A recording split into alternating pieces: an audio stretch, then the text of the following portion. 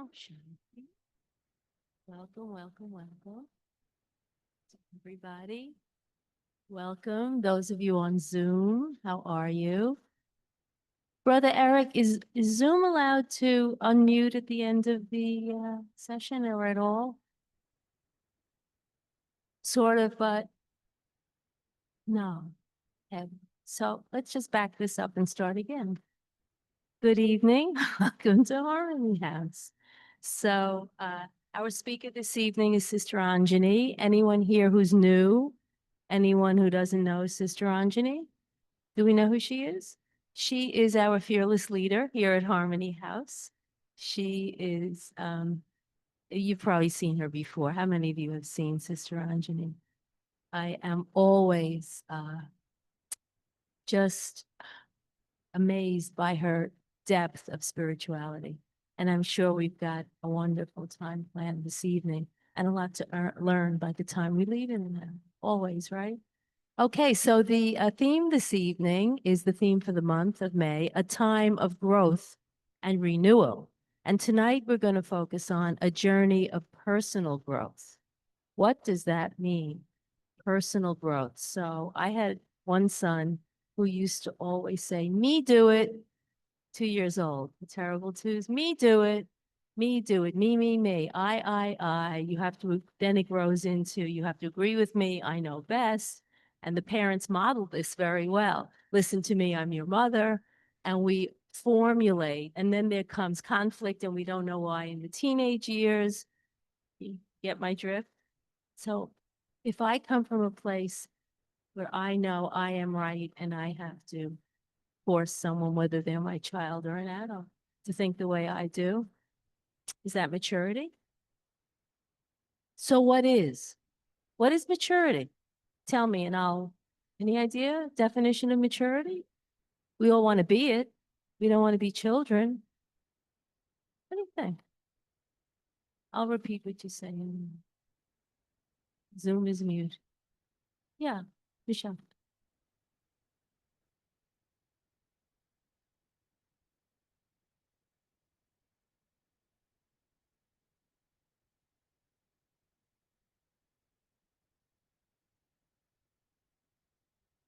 Mhm. Cool. Okay.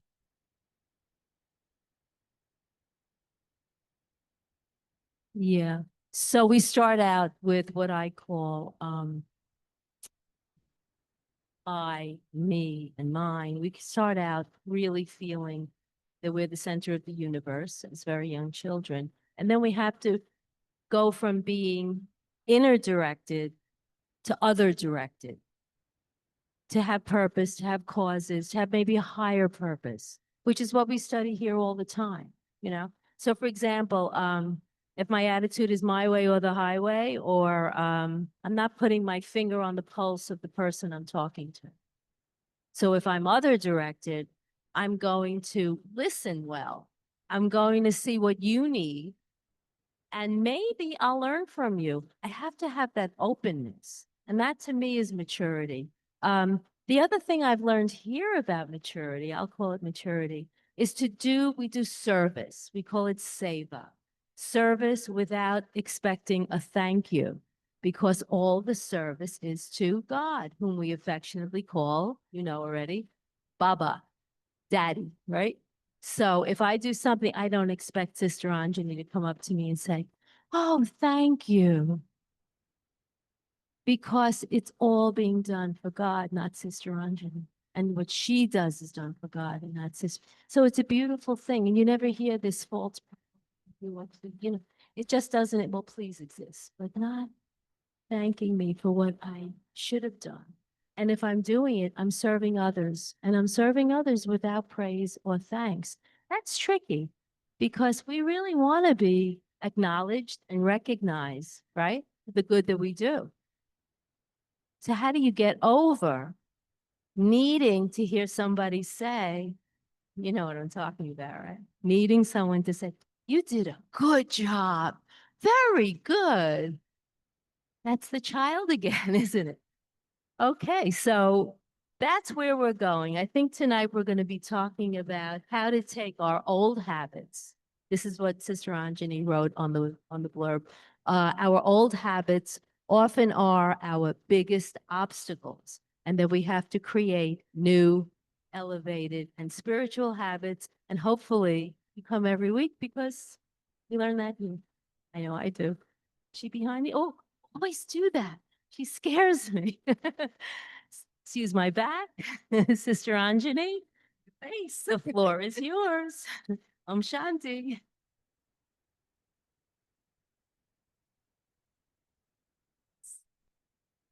Thank you.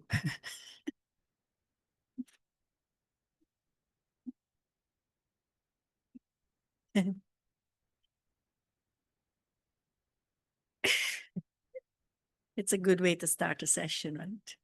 Just laugh it through. Bring the humor, bring the lightness, bring the childlike, bring the maturity, and it's a balance.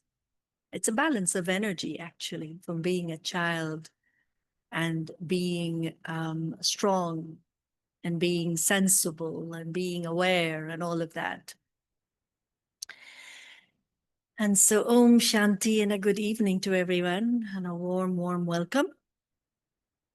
And so we're exploring this beautiful theme. But somehow when I was thinking about the main theme for the month, time for renewal, what do we like about spring? Everyone, share what you like about the springtime. What do you like about the weather? It's not so cold, okay?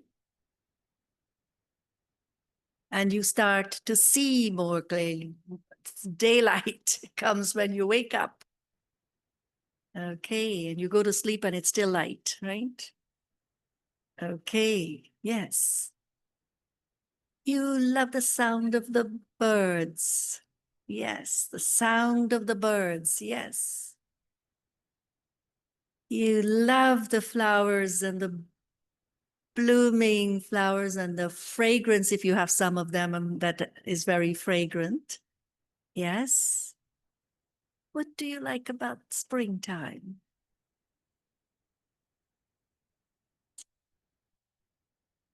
Think about it. And yes, Michelle.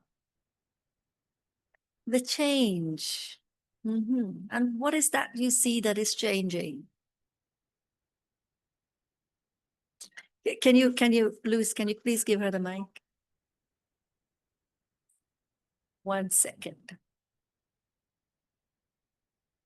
The change to me is the contrast between before and after, if you will. The dark, as everyone's mentioned it, the light, the cold ground to the buds coming up, the cold to the warm. So that, but I like the other two though, because it makes me appreciate the contrast. So I think I like both, but a little more.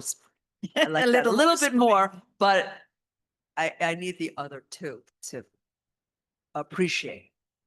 That makes sense. Right. Luis, what do you like about the springtime?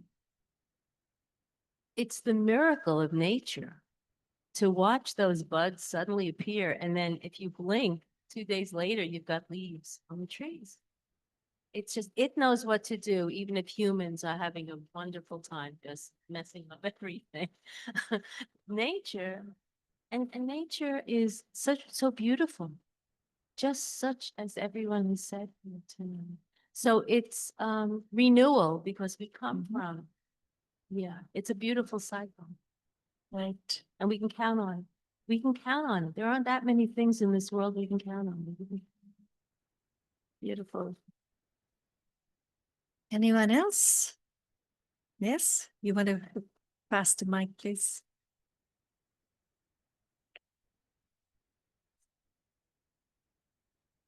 Yes, yes. Please speak into the mic. It's great. We want the family on Zoom to also hear you. For me, it's just more conducive being outdoors. Uh-huh. right? Than staying inside the house, being outdoors. Farha? It's the time of, it's a time of growth. Right. You know, it also brings such joy within yourself, which you hear many times people say, oh, it's so cold, and so I am just staying indoors all the time. And somehow spring emerges, and it's as though not only is everyone outdoor, but it's as though your emotions also, which has been caged and boxed up and all of those things during the whole of winter, it just blooms with the flowers, because looking at the beauty of Mother Nature, it actually awakens a lot of your inner qualities. You know, yesterday I went to Home Depot. Somebody will say, well, where did you get that time to go to Home Depot? So we were driving and I said, okay, let's stop by and get some flowers, these plants. And it was so gorgeous, you know, everywhere you turn around in the space, it looked so beautiful. And then I thought about, while I was appreciating the beauty and picking up what is it that, you know, we would like to have here, I was appreciating the garden, the one who really took care of each one of these plants and grew them through the winter. And here you go to all the places, the flower shops, and it's just you know, a bloom of flowers and colors and life. And it just brought such a beautiful feeling. And I couldn't wait to take Luis this morning outside and say, come and see them. You know, come and see these flowers which we bought, because I was very excited. It's not, you know, all the time you go and buy these things, right? You don't, do you go in the heat of the summer to buy flowering plants? You really don't, because springtime is the time that you do the things which you don't do in many other of the seasons, right? You don't do that in the summer, you don't do much of it in the fall, and you do wintertime. What do? You stay indoors. You're not going to be planting at that time. And so this time I was feeling, it is so bountiful. It is so, and everyone has a beautiful energy of looking forward.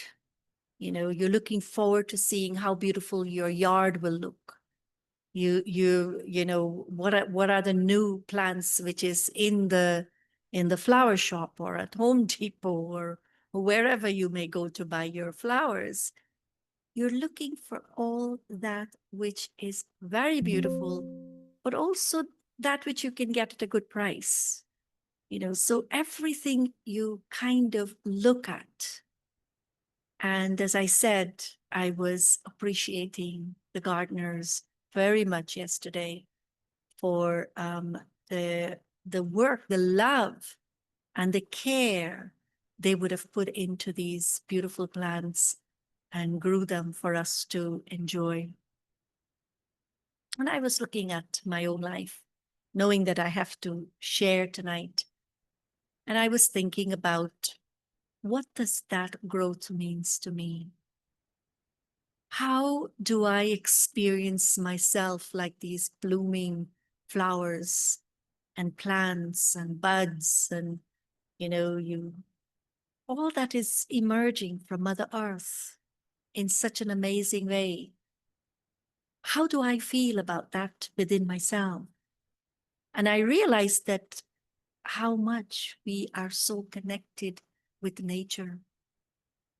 And if I look within myself and I see the beauty and the colors of qualities, which is like flowers in my life, these qualities I experience the quality of love or forgiveness when I need to, or compassion when I need to, or tolerance when I need to, or patience, any quality that I need, and I have them, and I'm able to be it, and I'm able to share it. I feel that's like what I'm looking outside and seeing all the beautiful flowers and what everyone is appreciating by looking at the flowers. But how much do I appreciate looking at my own self to see what my inner garden looks like? What's happening in there? Is there winter-like feeling? Is there spring-like feeling? Is there summer-like feeling? Is there fall season feeling? And each season actually has its own experience. Isn't it interesting? You look forward for the seasons. And some may say, but I don't think I like winter too much. But I love winter because I know after winter what is going to be coming. And so you know it's the time for change, the time for renewal, the time for all of that. That's going to be naturally emerging. That creates the beauty and makes us feel the wonder. So looking into the self and seeing these qualities, one is where, like Louis was talking about maturity, where we're looking at others to appreciate us. We're looking at others to see our goodness. We're looking at others to think, it's like they should validate me. They should see that I am at my best. And if they don't, then what happens? How do I feel? I could feel like winter. I could feel very cold inside. I could just become dry inside, where the joy of life, the happiness of life, the part of me that wants to give, the part of me that wants to bloom, it just closed. And so this is where we have to say that in our own personal lives, that I also have a gardener. And the gardener that we have is a gardener. You can't see his hands. You can't see his feet. You can't see a physical human being as this gardener. But this gardener is the most amazing gardener,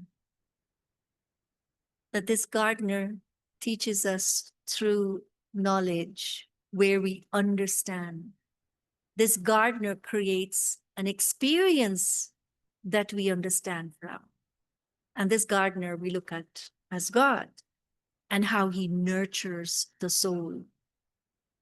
This gardener sees each one of us as his beautiful flower or a seed, that nurturing this seed will grow, and this seed will bloom and become this tree. That not only will this tree give flowers, but this tree will give fruits. And the fruits will give seeds. And these seeds will bring more trees, more fruit trees, more whatever is it that you're looking for, you want in life, whether it's mangoes or oranges or tomatoes or whatever it is you want to see yourself. You can select one of the fruit tree or the vegetables. You can select, like tomatoes have a lot of seeds, right? And so you can think about yourself that you are this one that God has selected, and how through that wisdom, the knowledge that creates that beautiful understanding of an awareness. And it's an awareness of who I am. You would have been here again and again. How many of you have been coming for so many years? And you hear us talking about this whole aspect of the soul. Do you get tired hearing about it? You never get tired. Why? Because within the seed, there is always amazement. You know, you look at the apple seed. Aren't you amazed that you have this tiny little thing in your hand? And look at the apple tree. And when you see this tree laden with fruits, with apples, how do you feel? How do you want to reach out to pick those apples? You want to taste those apples. So imagine God looking at each one of us, the souls, the seed. And what does he see? He sees that the capacity in each one of us is profoundly powerful. Of all the qualities we need to live by in life, that is merged. It's like winter. It's merged. And just that thought that he shares with us, that we are souls, we are light, we are the living being, we are peaceful, we are pure, we are powerful. We are beautiful like a bouquet of flowers, like right now in the stores, in all the flower shops for Mother's Day. What is it that they're going to have? Beautiful bouquets of flowers. So imagine inside of you, all of this is there, and that's what God sees. And as he sees that, we are connected to him as a soul connecting to the highest supreme being, the supreme soul, the supreme source of all the qualities and powers. What happens? It awakens, it starts to awaken what you have inside of you. And that bouquet is being formed within of all the beautiful variety of flowers, of the virtues and qualities and whatever you need in life. And so as the circumstances and situations happen in life, you, in that awareness, you're able to be who you are. Sometimes we feel challenged, right? And we are not challenged because we don't have what we need. We are challenged, we feel challenged because we just forgot. Yeah. We just forgot what I am, who I am.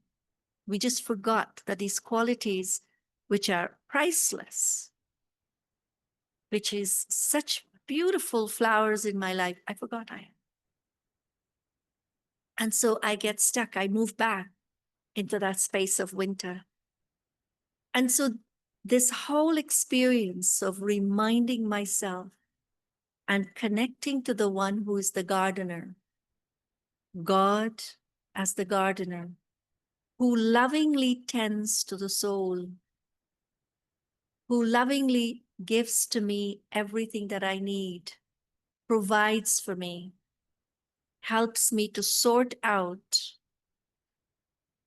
the weeds, which is all the things that I have created in my own life, through the journey of my life, that I've created, which was not so beautiful, which became weeds, and create sorrow and create pain and the thorns. And imagine we are living in this space where we're surrounded by all of this. And yet, deep in the soul, there is this beautiful bouquet of flowers. And you are that. But what I've created around me, unknowingly, is hurting me, is giving me pain. And so on this journey of life, what do we do? What are we doing? What do one experience on a journey? Think about it. You have to go on a journey. What are some of the things that comes up on the journey now? So here is the spring, and the beautiful spring, and all that we experience at springtime. And it's so joyful and it's so beautiful. And we're on the journey through our own lifetime. if you're going on a journey, I say, okay, let's take a drive up to Washington. Let's go see cherry blossom in Washington. And, you know, on a journey, you could expect many things to happen. But do you leave home ever thinking that you'll encounter situations? You're just looking forward, you're going on a journey, right? You're looking forward that I'm going to Washington, D.C., and I'm going to see the most beautiful cherry blossom of this year. And then take off, a whole group of us. We're traveling, and next thing you know, there could be an accident on the road. There could be my own car, the wheel go flat, the tire goes flat. You could have someone who is travel sick. There are so many things that can happen on the journey. Now, what would you do? Get disheartened on the journey? Would you say, let's turn back and go back home because different scenes you're encountering on the journey? Here comes the rain and it's a big storm. No, you say, but we're continuing on the journey. I'm still going on the journey. You're facing the challenges as you keep moving forward because you have an aim. You have an aim when you left home that where your destination is going to be. And so it doesn't matter what's happening. And the more fun is when you're together on this journey. If you're traveling alone, you might have a little bit harder time. You might have to do a lot of self-talking. But when you are traveling in a group, it is real fun. And so it doesn't matter what happens on your journey. You use those scenes to learn lessons in life. That it doesn't matter, okay, you might not know how to change the tire. What do? You say, okay, someone may have AAA, let's call AAA. And so you have patience, and so you wait 3 hours and they come and do what they have to do. Another scene may happen where you could be stuck in traffic. Say, okay, let's play music and let's enjoy and go on our journey. And different scenes. Some are beautiful and some will challenge you. But you see all those scenes as learning experiences. The scenes of life, they don't come in front of us to really hit us hard. It doesn't. But it's our perception of them. Our perception of the people in our lives that they're giving us a hard time. And so let's change it for a moment, even if it's my own thoughts that emerges to give me a hard time. I have thoughts that is racing and I can't stop this mind. It's running so fast. I can't even apply the brake to it to say stop. Does that ever happen to you?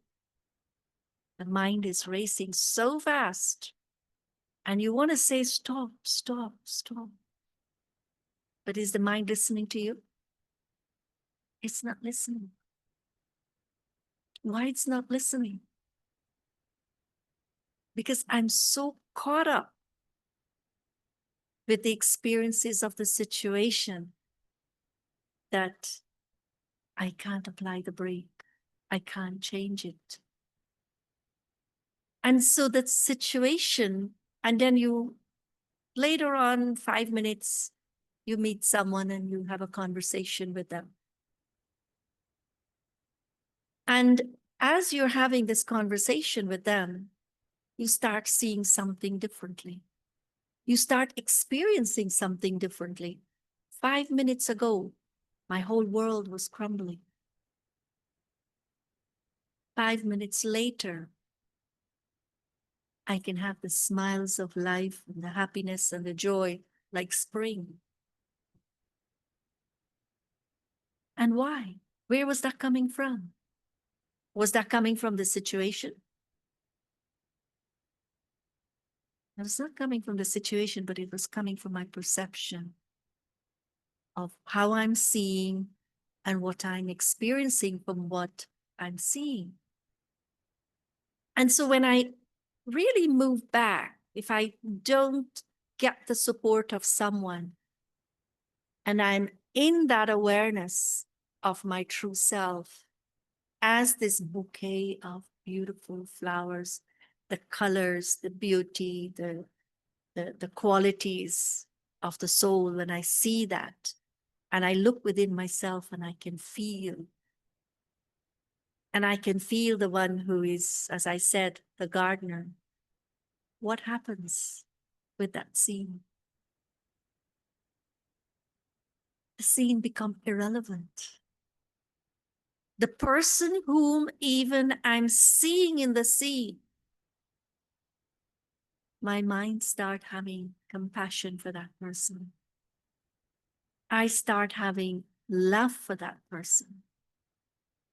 And so you see how different qualities will start emerging because the focus has moved away from the outside into inside. And I'm looking at myself. And so that which was challenging me has changed. Who has changed it? You think the person whom I was with having a chit chat, do you think they changed it? They didn't change it for you.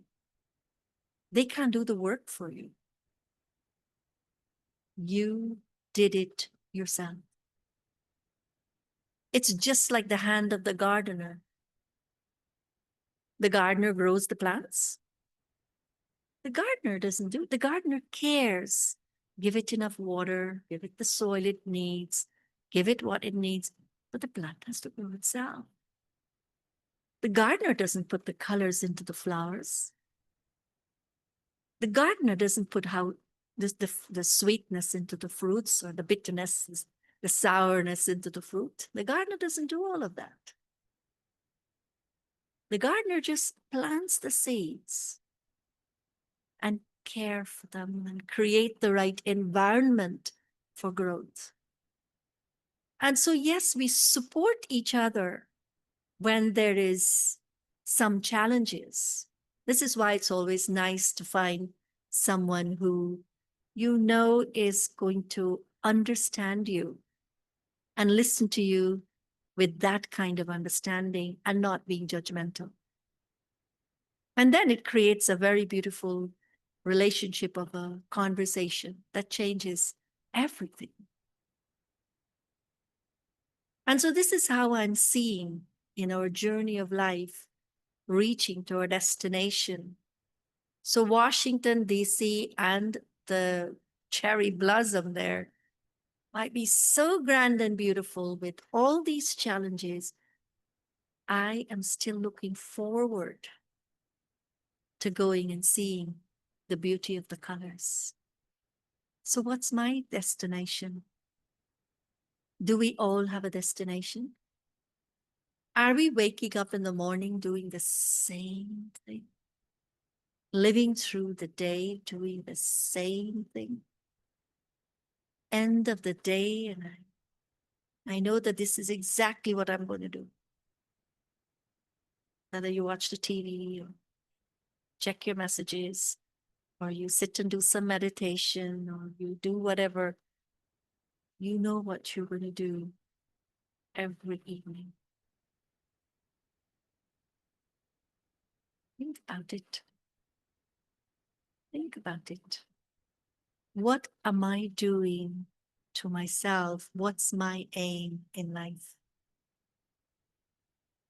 Just like the destination. You had an aim when you left, and you know that that's your destination. What's your aim in life that you're journeying? We're all over our 50s and 60s and 70s in the room. And so you've been on a journey. What's the aim? Aim and destination. Do we have an aim? Let's hear. Who wants to share? What's your aim in life?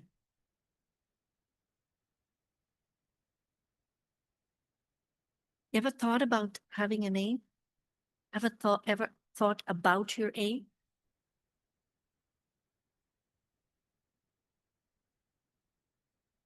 Now, basis. It seems as though it's a very difficult question. Is it? It's a very big question, right? Anyone has an aim? Or you wake up day after day doing the same thing? It's like an automatic pilot and you're moving like this. Do you think there will be joy in it? That is why I give the example of the journey and the destination. Because when you know where you're going, you know why you're going there. You know, you have an idea how beautiful this, the cherry blossom looks there. So the enthusiasm of going is there. And so here I am, I'm living my life. What's my aim? Who has a name? Put your hand up. Yeah. Share your aim. Donald, do you have a name? You want to know what my aim is? Okay, I definitely will share that.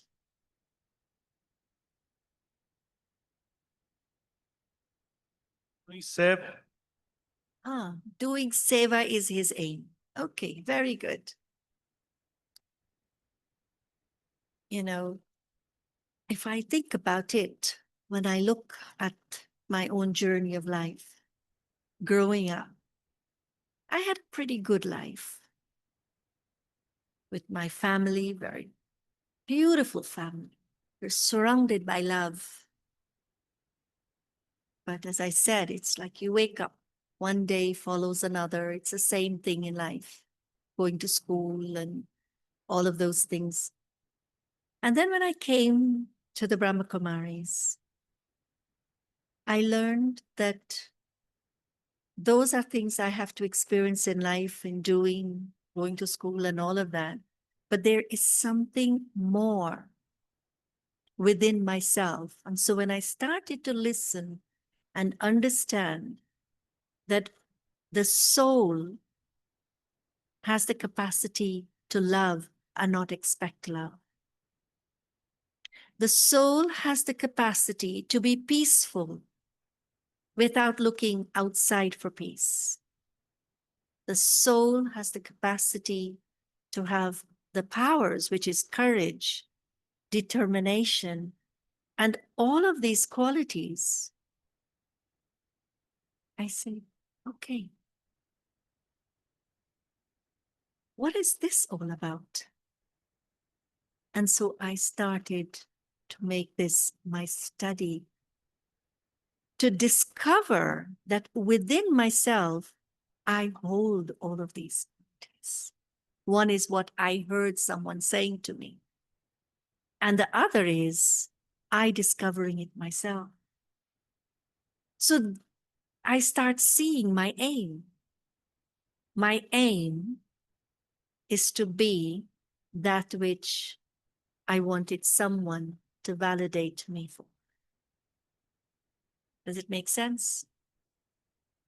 Because we grew up in life, someone has to always say, oh, you are so beautiful. Oh, you are so good. Oh, you did this so well.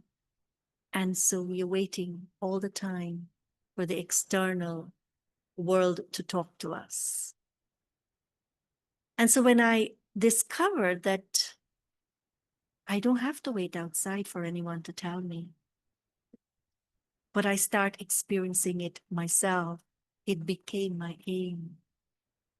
And I'm still on the same journey. The journey hasn't changed. The journey sometimes can be more challenging. But the challenges becomes life's lesson to reach my aim. Because today I might think, I can feel love within, and there might be a situation outside of me that challenged that love. And then I say, why am I feeling this way? Why am I not feeling this bountiful feeling of love? And then I go back into myself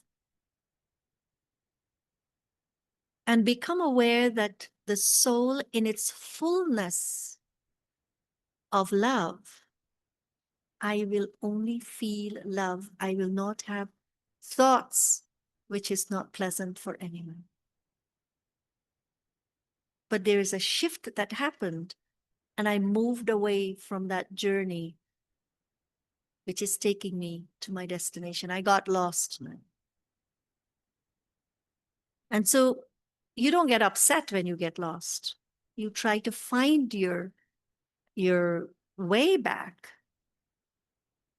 And so this is what these qualities do teach us. So our aim basically, or my aim basically, is to return back to that place of truth, that place that has all that which I feel I need in life to have a very, very happy, contented, and very serene life, very peaceful life.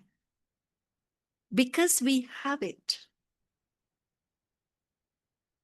If you look in life, you'll see that different people you encounter and you have different, the conversations are different. You'll find that your experiences are also different. Sit with your parents. And what does it look like and feel like? Sit with grandparents. Remember the days when you used to sit with your grandparents. What does that look like? And sit with your friends today. And now here you are at the meditation center. Isn't the experiences different? And while the experiences are different, you who know your aim will know that whatever you're engaged with and whoever you're engaged with, you will know whether they're helping you to reach that aim or they're moving you away from the aim. And so your journey that you're living or walking on, or I would say my journey, I'm very much aware that if I am with people who is going to not remind me or help me to hold that energy, I become very mindful how long I need to stay in that experience. Because I want that not only that I should protect my own self, but I would also like for the other person to not stay in that kind of energy. So it's not about moving away from the person, but it's not supporting an experience that is going to bring sorrow to that person. That person should step away also from us. And so when we hold an aim in life, whether to be happy or to be peaceful or to be contented or just to see the self happy, you're going to find yourself that you're going to do the things that's going to fulfill that aim. You're going to wake up every morning and it's going to be spring for you. it's going to be a renewal because every day will be a new day. My today will not be like my yesterday. Because just like you look out there, it's spring. Every day you see something different. Yes, Louise? Do you find that having that positive energy instead of becoming disheartened actually invites positive things to happen? Yes, definitely. Can I tell a short story Sure you can. about my visit to Washington? My husband and I, it was years ago, couple of decades ago. My husband and I threw our bicycles in the back of the car, decided to take a hotel room overnight. And then first thing in Washington, weather forecast was great. Get out there, Washington, DC, cherry blossoms, the whole thing. You brought me right back to this. We wake up to pouring rain, teeming rain. We just spent money on a hotel room. We are devastated. The first thing we started to do is play in the puddles. But then what happened was a miracle. Every time you go to Washington, D.C. in the spring, you see crowds. And we figured we'd have to leave the bicycles in the car. There'd be no room and trudging through crowds. It was empty. We rode up, not walked. We rode up to the Lincoln Monument. We rode up to all of the everything, Smithsonian. It was empty. It was a wasteland. And we were so joyful riding our bicycles through Washington, D.C. And by the time the sun came out and people started coming, we had to walk our bicycles on the way out as they were coming in. We had all of Washington, D.C. to ourselves. And I was so buoyed up by the whole. So sometimes I really trust the drama. I've come to really respect it much more since I've been a student here for 9 years. But even in those days, I was always an optimist. And I was just amazed that the drama, which I've come to trust, always has a secret if you look for it. And it doesn't have to be the disheartenment that you think you're walking through. So thank you for letting me tell my Washington. See, I took Louise back to Washington. You see how many years ago was that? And she looks like spring right now telling the story. She's blooming telling the story. It was wonderful. It was so special. Right. Yes, Duddle. You can just give to him the mic, please. Now he's going to tell us what's his aim. I want to ask you, can you have more than one aim? And can your aims change? Why not? Why not? One is to have aim, take for example, if someone is poor, they could have an aim, okay, I want to be wealthy. Some might have an aim, I want to be healthy. Some may have an aim, I want a house. Some may have an aim, I want a car. Those desires keep changing a lot because I could have one and I'm looking for the next. I could have a house and I say, okay, my neighbor has a bigger house. I want one of those.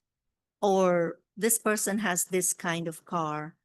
And so it's an aim, but it's an aim that's driving me with a feeling that if I don't get what I want, I can become disheartened. But the aim in spirituality, in a spiritual life, will always help you to ascend.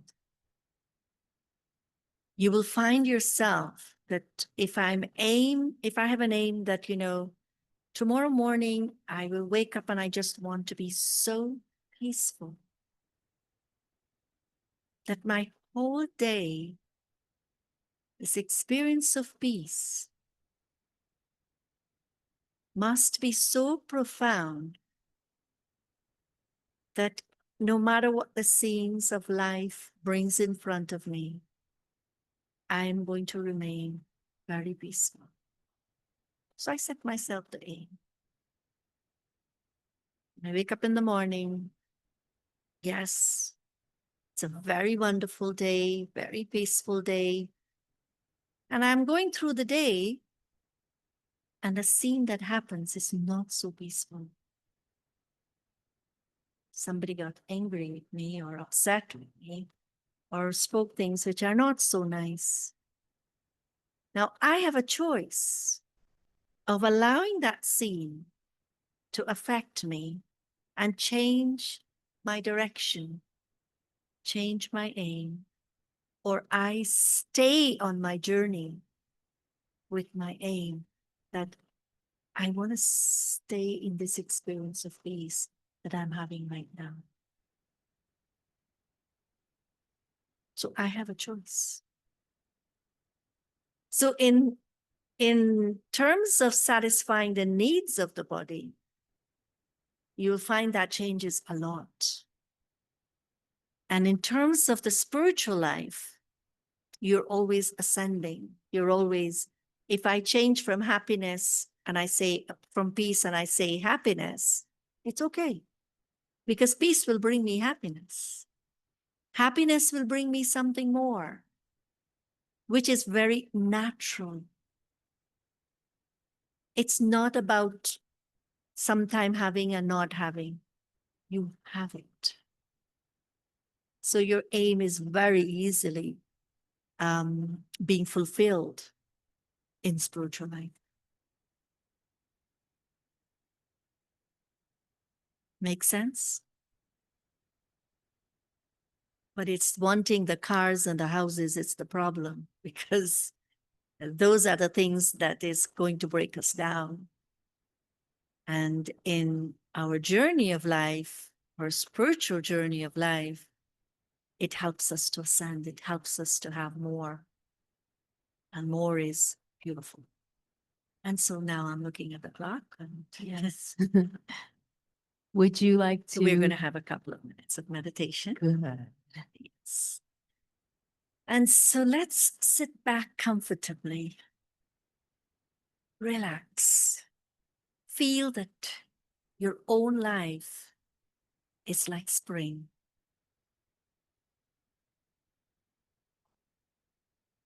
Just as I appreciate the beauty of all the flowers, the fragrance in the air, the colors, all the trees becoming alive. The time for renewal. I look within myself and I experience my own spring-like life.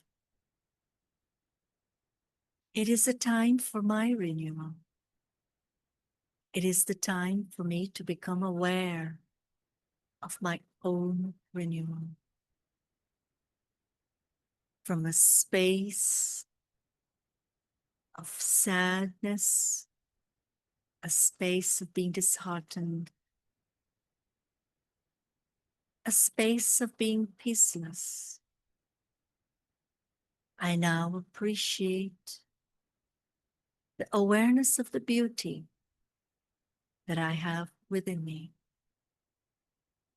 I, the soul, the eternal being, the being of light and love, the being of peace, of courage, the being that is full, that blooms. I am this being of light. And God is the supreme gardener,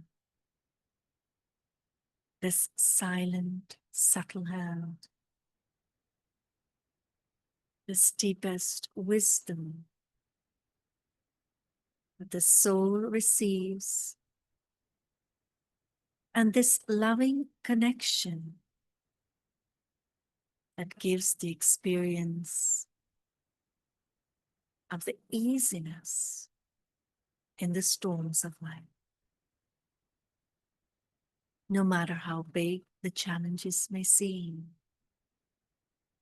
The gardener always has a way to protect, to love, to care, to nurture, to sustain. And the pride in the gardener and the soul, or even the plants, creates an atmosphere of complete joy.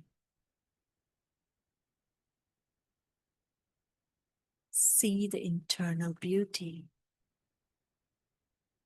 and also appreciate the beauty around you.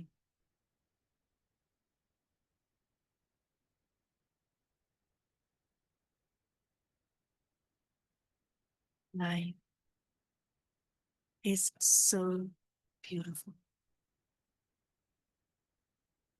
Even my challenges are beautiful. Take a moment and find what is so beautiful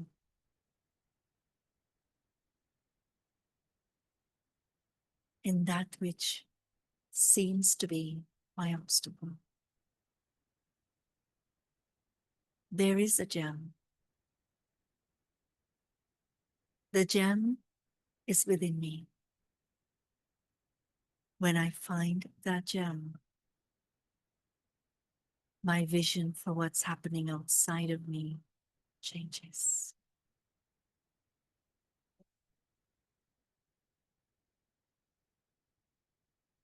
Om Shanti. Thank you very much. And thank you. So before we go any further, I just want to wish everybody a happy Mother's Day. Happy Mother's Day, behalf yeah. of all the mothers here and all the Brahmins. We do put women in the foreground. We celebrate beautifully here for Mother's Day, and I hope you have a beautiful one too. Thank you for bringing God, the gardener, Father the gardener, to us. And remember this week to pull all your weeds. Get rid of the sorrow, one at a time, even the deep ones. This was so beautiful. You are our bouquet. You really are very magical. Okay, have a wonderful, wonderful Mother's Day. And we'll see Happy you next Mother's Day week. to everyone. And not this Sunday, but the one after, we have meditation, a meditation, world meditation hour, 6:30 to And Louise, just 1 second, sorry.